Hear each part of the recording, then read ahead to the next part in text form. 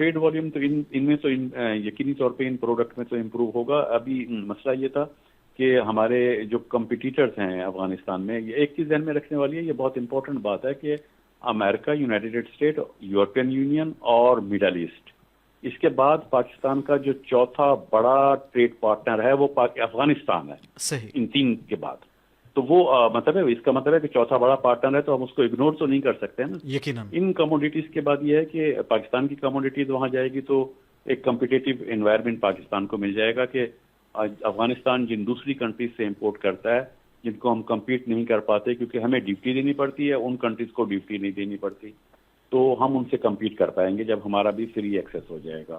اسی طرح افغانستان کی ہمارے یہاں آئیں گی، ان کو ٹریڈ میں بینیفٹ ہوگا، لیکن ٹریڈ کے علاوہ اس میں دیکھیں دو دوسرے بینیفٹ ہوتے ہیں. ٹریڈ تو بڑھتی ہے دونوں کنٹریز کے درمیان، لیکن ٹریڈ بڑھنے کے ساتھ اس سے فرق پڑتا ہے انفلیشن پر بھی اور امپلائمنٹ پر بھی.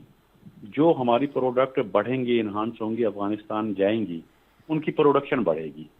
پروڈکشن بڑھنے کا مطلب ہے کہ انویسٹمنٹ اور امپلائمنٹ کی اپارچونیٹیز کریٹ ہوں گی. پاکستان میں جب وہ چیزیں زیادہ مینوفیکچر ہوں گی تو زیادہ مینوفیکچر ہونے کی وجہ سے نئی لیبر بھی رکھنی پڑے گی، انویسٹمنٹ بھی کرنی پڑے گی، تو ہمارے ہاں امپلائمنٹ کم ہوگی.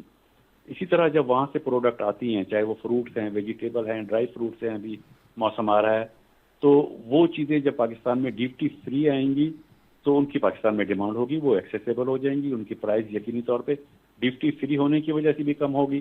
پھر جو دوسرے کمپٹیٹرز ہیں ان کے وہ بھی اپنی پرائز کم کریں گے، تو اس سے انفلیشن پہ بھی اثر پڑے گا.